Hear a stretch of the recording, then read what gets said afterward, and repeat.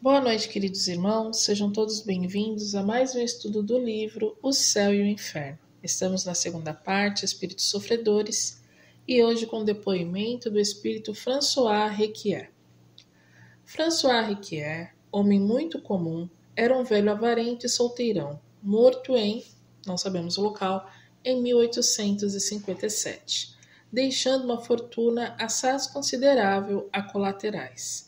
Fora outrora o senhorio de uma dama que o esquecera totalmente desde então, e ignorava até mesmo se ele ainda vivia.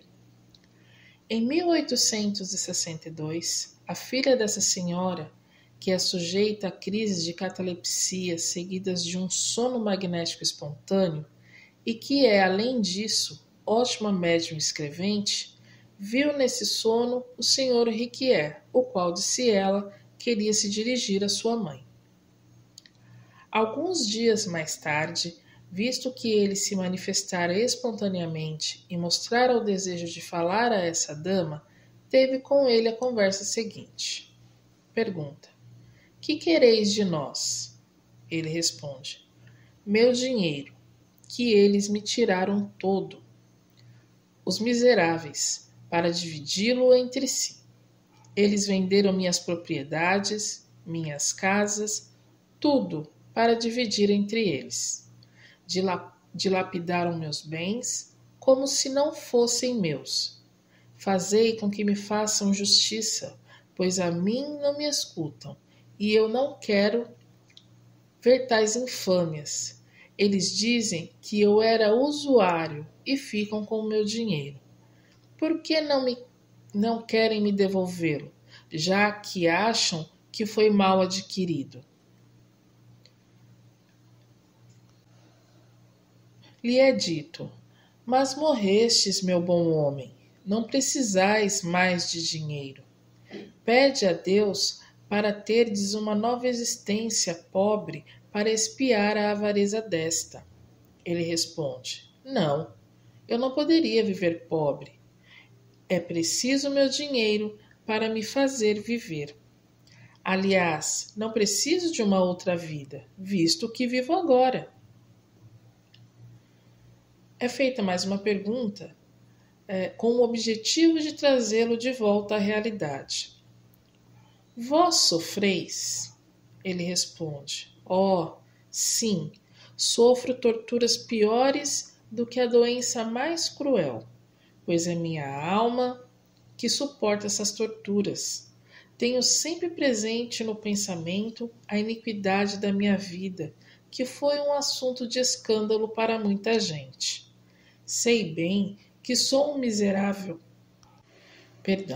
Sei bem que sou um miserável indigno de compaixão, mas sofro tanto que é preciso ajudar-me a sair deste miserável estado.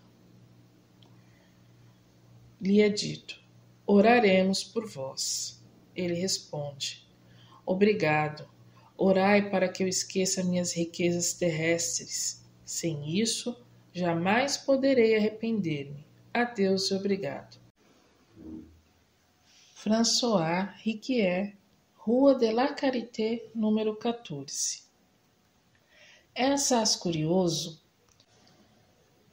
ver este espírito dar seu endereço como se ainda estivesse vivo. A senhora que o ignorava apressou-se a ir verificá-lo e ficou muito surpresa de ver que a casa indicada era exatamente a última em que ele morara. Assim, depois de 5 anos, ele não acreditava que estava morto e achava-se ainda na ansiedade, terrível para um avarento, de ver os seus bens divididos entre os herdeiros. A evocação provocada talvez por algum bom espírito teve o efeito de fazê-lo compreender sua posição e dispô-lo ao arrependimento.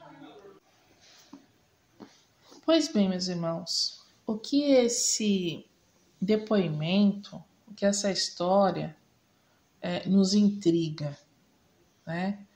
Por que esse espírito, François Riquier, mesmo tendo, que ele mostra que ele tem uma consciência da perturbação, ele tem uma consciência de que ele sofre, Inclusive, ele pede orações para esquecer os bens terrenos. Ele não se dá conta ao mesmo tempo de estar desencarnado.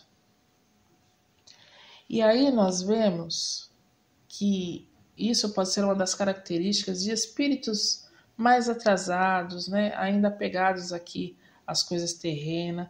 Então, uma hora eles percebem que estão desencarnados, que já passaram para o outro lado da vida, e outra hora eles ainda se acham donos de tudo aquilo que eles têm aqui.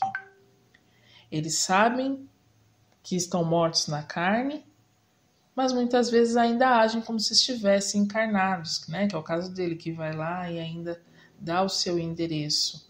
E tudo isso por quê? Porque ele se sente preso aos bens terrenos, né? Se sente preso à casa dele, às coisas que ele conquistou, independente da forma, a tudo que era dele.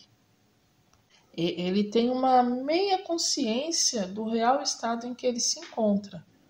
Então, as preces dirigidas, né, a ele, as preces dirigidas às pessoas que desencarnam, que às vezes próximos de nós, que nós sabemos que são aí apegadas aos bens materiais, isso facilita muito, ajuda muito eles na compreensão do real estado, do estado de espírito, né, que se encontram.